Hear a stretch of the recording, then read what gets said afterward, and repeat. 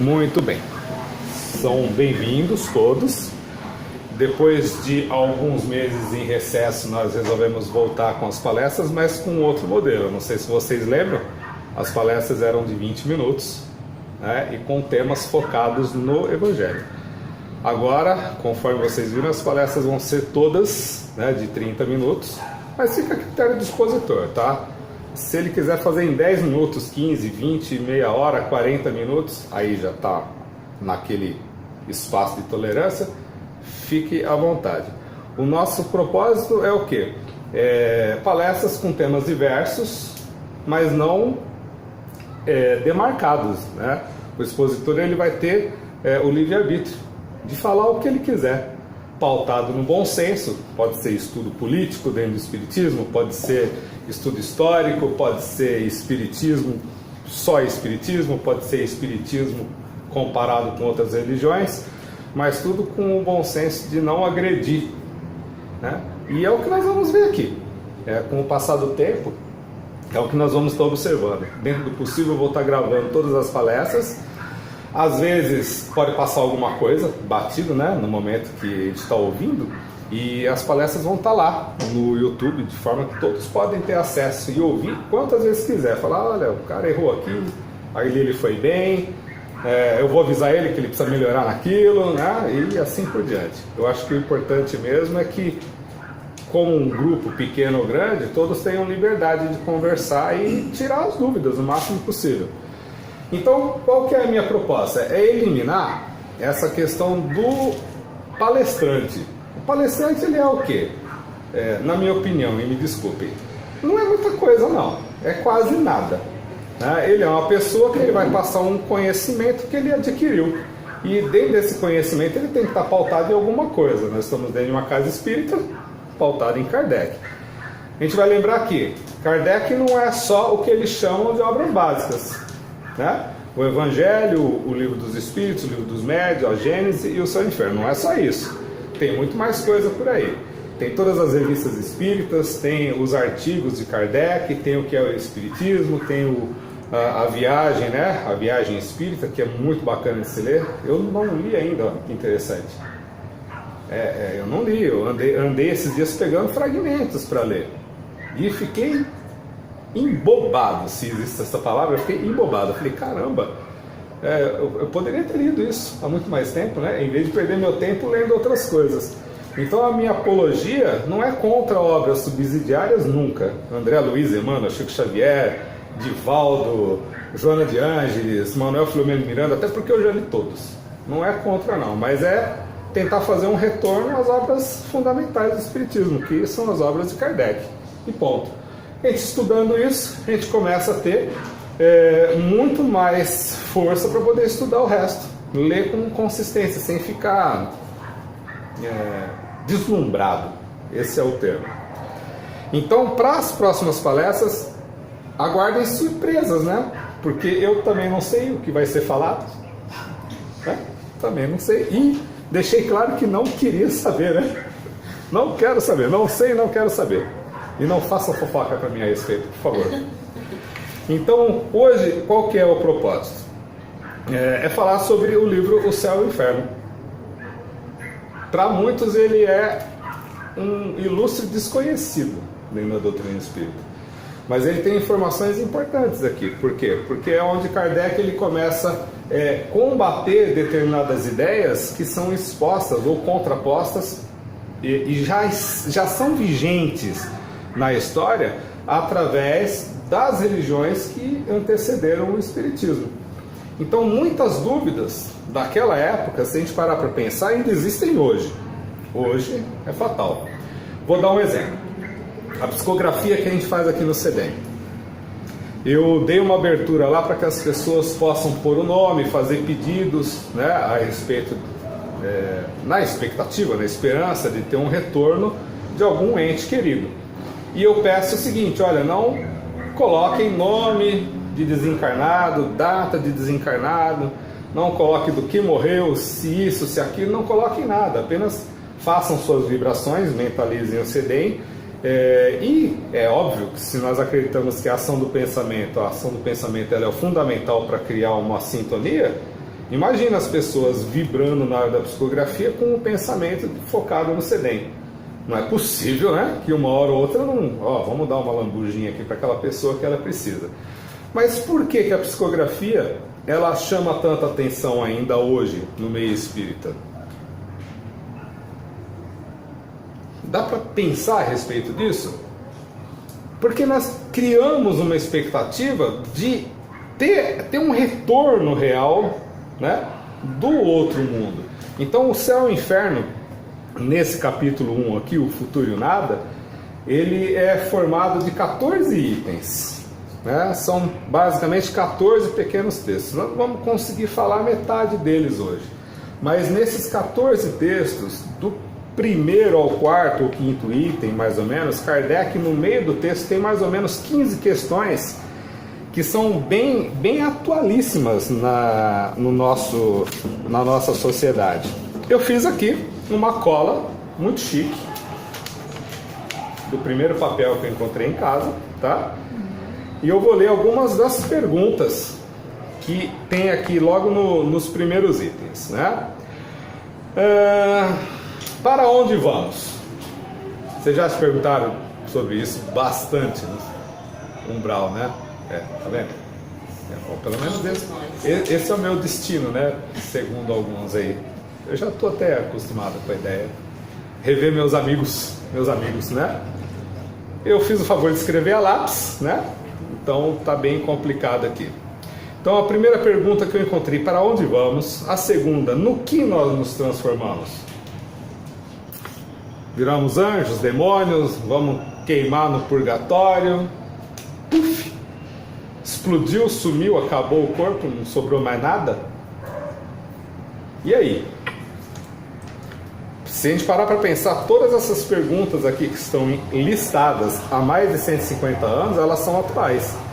A maioria das pessoas que não se envolvem com o estudo da doutrina espírita acabam caindo nas mesmas questões. Talvez não na mesma ordem, mas em algum momento elas começam a se questionar a respeito disso. Quando a gente desencarnar, nós estaremos melhor ou pior?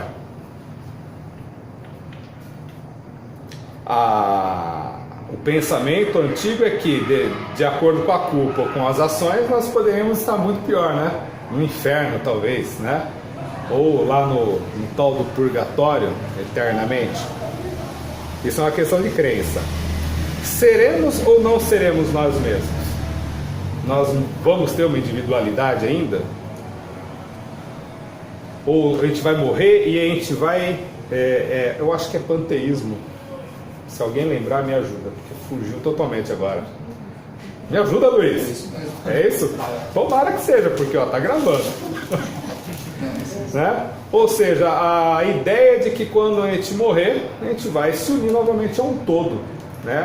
Nós somos uma parte de algo muito maior e, consequentemente, nós vamos perder a individualidade. Esse é o pensamento vigente em algumas religiões. E até doutrinas não religiosas, digamos assim, esse é o pensamento vigente. Viveremos eternamente ou tudo vai acabar?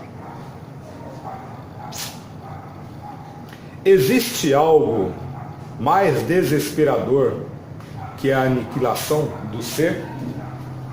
Um exemplo: nós estudamos pra caramba para adquirir conhecimento, ou trabalhamos pra caramba, né, para manter as coisas dentro de um quadro social, e a morte, ela é certa para todo mundo. Ela significa que ao morrer, o que é material nós vamos deixar aqui.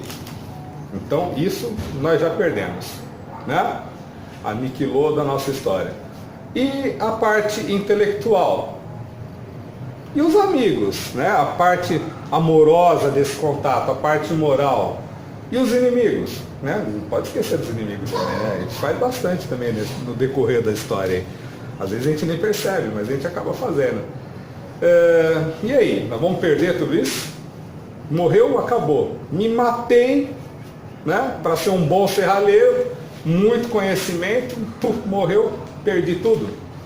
Um médico, um cientista, qualquer coisa que seja. É por isso que muitos da área mais técnica, mais científica da coisa, eles não aceitam mesmo essa ideia para eles é muito mais fácil crer que é melhor viver o momento, fazer o que tem que fazer dentro da sua área e não se preocupar se tem algo além da morte ou não. O importante é fazer bem, viver o momento. O Pedro Calabres, eu assisti uma palestra dele esses dias, ele fala um negócio interessante. Existem algumas doutrinas que falam o importante é viver o momento da melhor maneira possível. Ele falou, isso é um absurdo. Isso é um absurdo, porque se fosse verdade, vocês não estariam me ouvindo. Vocês estariam fazendo outra coisa. Ao pensar que vocês estão me ouvindo, ou ouvindo alguém, buscando algum outro tipo de instrução, significa que nós não estamos apenas preocupados com o momento. Nós estamos tentando nos preocupar, nos preparar para alguma coisa que a gente crê e espera encontrar do outro lado. E para encontrar do outro lado esse algo, de uma forma saudável, a gente tem que buscar conhecimento e tentar modificar o nosso padrão mental, nosso padrão comportamental. Beleza. Se não há nada após a morte, né? Para que, né, repreender os instintos? Para que eu vou melhorar moralmente? São perguntas parecidas. Mas, anterior a Kardec, na época do iluminismo, o conceito muito mais forte para quebrar a religião foi o materialismo. Ou seja, viver o momento. Viver a vida da melhor maneira possível, da forma que você desejasse, não interessa como. Se aquilo te trouxesse felicidade, e a felicidade a gente vai ter que entender que ela abrange um monte de formas, né? Um ladrão, ele se sente feliz, não se sente? Quando ele roubou um carro em 30 segundos, pá, o próximo vai ser em 25. O cara explode de felicidade, né? Quem perdeu não, né? Mas a felicidade é muito relativa. Então, já na época do iluminismo, o pessoal fala que naquela época a estatística de suicídio ela cresceu muito. Bom, não tem nada, né, conforme a religião falava, que tinha o céu e o inferno, tinha o purgatório. Agora há uma doutrina que fala que não tem nada, então eu vou me matar? Para que eu vou ficar vivendo miséria? Para que eu vou ficar passando fome? Para que? Não faz sentido nenhum. Por que eu vou sofrer por causa de uma mulher ou um cara que não quer saber de mim? Não tem conversa, vou me matar. E a doutrina espírita ela nos traz outra noção. Ela simplesmente nos mostra através do estudo que não é simplesmente assim, acabou as coisas. O nosso futuro ele está muito relacionado com a forma como a gente vive, a forma como a gente encara as coisas. Essas anotações, né? Aqui, e a última. Se não há nada, todo aprendizado servirá para quê, então? Aí, dentro da doutrina espírita, nós vamos começar a perceber que, mesmo esquecendo tudo, durante o processo de reencarnação, nós já adquirimos um conhecimento. Esse conhecimento ele pode ser útil em algum momento da nossa existência. Esse conhecimento ele pode aflorar de forma não a praticar aquilo que a gente praticava, uma outra profissão, sei lá, um médico, por exemplo, mas ele pode aflorar de uma forma que eu possa tomar uma resolução, uma resolução de problema que eu auxilie a salvar aquela pessoa, né? Puxa, a pessoa precisa de um médico, o médico faria isso, eu vou tentar auxiliar aqui dessa forma, é intuitivo, é anímico, a pessoa vai e faz, não sabe o que aconteceu direito, porque ela é serralheiro nessa existência, e ele vai lá e resolve as coisas, né? Chegou a equipe médica, salvou outro, e você fica pensando assim, mas de onde saiu essa ideia? Né? Então, quando a gente precisa, a gente tem condições de se esforçar um pouco e buscar esse tipo de conhecimento. Então, no capítulo 1, o futuro e o nada, então, Kardec ele começa mais ou menos assim, no primeiro item. Eu gosto muito disso, da questão da leitura. A gente vai lendo e batendo papo. Se vocês acharem que dá para falar alguma coisa no meio, pode falar, eu paro aqui na hora. Não vou ficar triste não, tá? Ele fala assim, nós vivemos, nós pensamos, nós agimos, eis o que é positivo. Todos nós pensamos na vida, o tempo todo, não pensamos? Nós pensamos tanto na vida que a gente se prepara para a aposentadoria. Essa eu gosto de falar isso. A gente se prepara para a aposentadoria, né? Mas a gente não sabe que ao sair daqui eu posso ter um infarto. Eu posso drasticamente ser assaltado, o cara tá assustado com medo e me dar um tiro e eu morrer. E aí? Todo esse preparo foi para onde? Então nós pensamos muito na questão positiva da coisa. Nós não nos preparamos para a morte. Nós não nos preparamos. Na sugestão de leitura do Herculano Pires, né? Eu esqueci o nome do livro agora. Não é possível. Mas eu vou lembrar até o final. Educação para a Morte. Educação para a Morte, do Herculano Pires. É fantástico.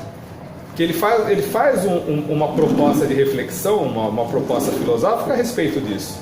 De como deveria ser o nosso proceder para nos preparar melhor para a morte. Agora, a morte assusta? Assusta.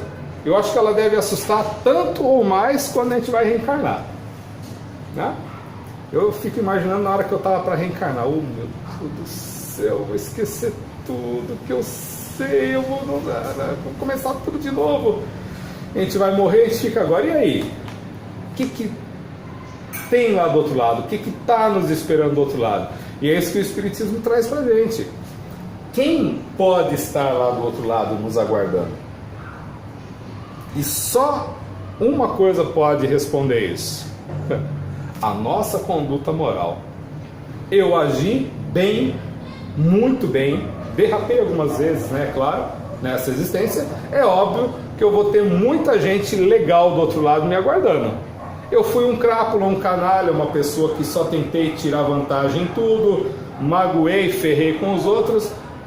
Vai ter gente boa tentando nos ajudar? Vai, graças a Deus. Mas vai ter um monte de gente também falando: ô meu filho, bem-vindo de volta aqui, né? Na gangue. Um colega falava que gangue não se separa, nunca. A menos que você mude, né? Você mudou o hábito. Vamos dar um exemplo? Quando a gente era mais jovem, as baladas, né? As festas, quando a gente vai envelhecendo, e eu vou usar esse termo, não vou usar amadurecendo, não vou ser politicamente correto, não. Quando a gente vai envelhecendo, o que acontece? A gente vai deixando alguns hábitos. O trabalho nos impede, os filhos nos impedem, não no sentido que nós não podemos mais fazer, podemos, né? Mas outras coisas vão chamar a nossa atenção, a responsabilidade vai chamar a atenção. Automaticamente, aqueles que não modificaram o padrão mental, a gente vai se afastando, é natural. E não é porque a gente deixou de gostar da pessoa, é que as ações não condizem mais com o comportamento que a gente tem hoje. Então é uma coisa natural. Então, ao nos preparar para a morte, significa que nós temos que nos observar constantemente. Então o nosso futuro, nesse sentido, ele depende muito do nosso comportamento. Ah, mas eu errei até tal época, hoje em dia eu ainda tenho uma personalidade X que quando eu vejo já foi, já explodiu, já briguei. Isso vai impedir a sua evolução? A minha? Não vai impedir nada. A diferença é que num jargão muito tradicional, hoje a gente reconhece quando a gente já fez a caquinha, né? Antigamente não. Alguns anos atrás, talvez, eu não vou nem falar de outra existência não. Alguns anos atrás a gente não reconhecia não. Fiz mesmo, fulano mereceu e acabou, não tem conversa. Né? Hoje a gente até fala, mas tem aquele... não devia ter feito isso, não devia ter falado isso, mas as coisas ainda falam um pouquinho mais alto. Então, na continuidade, a questão de ser desesperador, a ideia da destruição absoluta, Kardec ele ainda fala mais algumas coisas interessantes. Não é só a questão de perder a inteligência, né? Mas e as relações familiares que a gente conquistou? Principalmente as familiares. Às vezes nós levamos décadas para conseguir se acertar com uma mãe, com um pai, com um irmão, com um filho. Aí quando você se acerta, vem a Dona Morte, ó, foi-se. Né? E aí? Perdeu todo esse trabalho de recuperação? Não perdeu. Né? No final das contas nós vamos perceber que todo esse esforço valeu a pena. Que necessidade teríamos, né, de nos esforçar para ser melhor, de nos constranger na repressão das paixões? Quando ele fala em nos constranger com relação às paixões, ele está falando de uma questão muito consciente, que eu acabei de falar agora. é ter a consciência que nós precisamos modificar algo, só isso. Não é para ficar com culpa, né? Se autopunindo o tempo todo, porque de repente tem algo dentro de nós que é muito difícil de superar. Eu vou dar um exemplo muito claro, e eu não vou utilizar vício moral, porque vício moral a gente tem de monte. Nós vamos falar das bebidas, né? A medicina, ela briga dizendo que está no DNA da pessoa, é hereditário, assim como a droga, alguma outra coisa. A religião fala que pode ser muito mais um vício moral que vem de outras existências. Mas o fato mesmo é que eu conheço, e vocês devem conhecer também muitas pessoas que lutam arduamente contra a bebida e toda hora estão caindo. E outros não lutam, simplesmente lutam, não querem. Eles vão para onde então depois que morrer? Eu não gosto do termo umbral, porque o termo umbral não existe dentro da doutrina espírita, na codificação. Ele pode existir em André Luiz, em qualquer outro lugar, mas dentro da codificação não existe. Mas, para onde vai a nossa consciência após a desencarnação? Nós vamos conviver com aquilo que nós plantamos. Ou seja, se nós vivemos numa sociedade que carrega pelo atavismo, pela maioria das opiniões milenares, seculares, que dizem que ao errar nós somos culpados, muito provavelmente a nossa consciência vai ficar nos acusando como culpados. Então o nosso futuro ele vai estar ainda sempre atrelado à forma como nós encaramos as coisas. E o Espiritismo ele veio nos trazer o que, propriamente dito?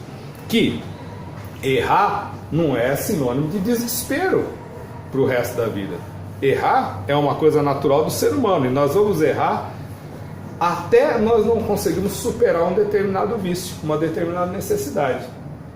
Porém, quando nós ganhamos consciência, nós vamos aprendendo a lutar, a domar esses impulsos, e automaticamente nós vamos nos culpar menos do outro lado.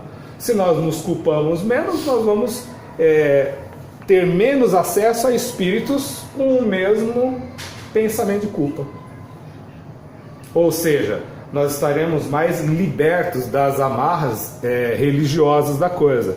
Aí sim, nós podemos fazer, como no Livro dos Espíritos diz, uma análise de consciência. A coisa é muito simples, né? É muito difícil, na realidade, a gente pensar dessa forma. E até praticar, porque no nosso dia a dia, às vezes a gente comete um erro e fica meses arrastando ele. Já imaginou do outro lado? Que de repente a gente começa a ter um acesso a mais informações sobre o nosso ser, sobre o que realmente nós somos? Então pode ser que essa culpa se amplie. Agora, se nós já estivermos focados dentro da doutrina espírita, sabendo que nos esforçamos e derrapamos, mas nos esforçamos muito mais do que derrapamos num determinado erro, é óbvio que nós não vamos ter motivos para ficar amarrados numa culpa. E também não vamos ficar apegados a um determinado sofrimento. Então o nosso futuro ele vai estar muito mais destinado a dar continuidade, né, na nossa existência, com o nosso aprendizado. E eu não estou dizendo assim que o nosso futuro vai ser feliz por causa disso, não. Pode ser que não, pode ser que a gente fique muito chateado lá do outro lado, né? Mas nós vamos estar conscientes em relação a nós mesmos. Estando conscientes a nós mesmos, sabendo que nós tentamos e que realmente atingimos boa parte dos nossos objetivos, você acha que é a punição? Esse negócio de obsessor ficar no teu pé, né? E eu vejo muito isso nesses anos todos de mediúnico. A gente procura um centro espírita, eu vou pôr a gente, tá? Para amenizar um pouco, mas a gente procura, eu vou me colocar no balaio também. A gente procura o centro espírita para fazer tratamento, pensando que a casa espírita vai livrar a gente de... Não, né? O centro espírita está livrando os espíritos da gente, na realidade. Olha, quase que eu falei de vocês. Né? O centro espírita está fazendo um grande favor para os espíritos que acabam sendo atraídos para cá. Porque eles estão precisando de esclarecimentos, estão presos lá no passado, porque num determinado momento eu arranquei os 20 dedos dele. Beleza. Só que dessa vez não, eu resolvi abrir um centro espírita. Estou um pouquinho melhor, né? Talvez eu esteja mutilando as pessoas de outra forma, né? Mas não. A ideia é que nós vamos esclarecer esses espíritos, falar, meu amigo, olha o tempo que tu tá parado aí, né? Para de sofrer por causa do cara, o cara tá matando você, segue adiante. Aí o espírito segue adiante, né? E o encarnado ele continua de sempre fazendo tratamento, porque ele continua a mesma coisa. Então era coitado do espírito mesmo, né? E é para isso que nós estamos aqui, para ajudar os espíritos. Os encarnados eles são ajudados assim na rabeira do cometa. Na rabeira do cometa, né? Isso quando adquire uma determinada consciência. E para que serve essa união de informações, essa união de estudo entre o centro espírita? Quando é 30 minutos, me avisa, por favor. Para que serve isso? Para que a gente possa dar continuidade nessa tarefa de acalmar, de aplacar os ânimos de todos que nos cercam, de todos que nos procuram. Então a gente não precisa ter mais a preocupação, e eu pretendo dar continuidade nesses temas, né? Todas as vezes que eu tiver a oportunidade de falar aqui, a gente não precisa se preocupar com essa relação de que não vai haver nada. Nós não precisamos nos preocupar com essa relação de que, puxa, eu queria ter uma prova, né? Através de uma psicografia, através de uma psicofonia, através de um médium que veja alguma coisa. Não, a gente não precisa de prova nenhuma, né? O que a gente precisa é estudar muito essas obras da codificação e se capacitar para conversar com os espíritos. Voltando à psicografia com relação ao assunto sobre o futuro e o nada, nós em 2 anos de estudo não tivemos uma psicografia relevante com um nome conhecido. Tivemos algumas que se deram a entender e os médios tiveram a intuição que era para fulano, para ciclano, e a gente em particular conversou e sim teve um feedback positivo, a pessoa se identificou com aquilo. Mas ela se identificou por quê? Porque a pessoa falou o nome dela, ela se identificou pela sintonia e os hábitos que o espírito envolveu ela. Bateu. Agora, qual capacitação um grupo de estudo de psicografia tem para fazer pesquisa científica aqui? Nenhuma. Né? A gente estava discutindo isso. Eu vou fazer perguntas sobre biologia, sobre química. É infundamentado, né?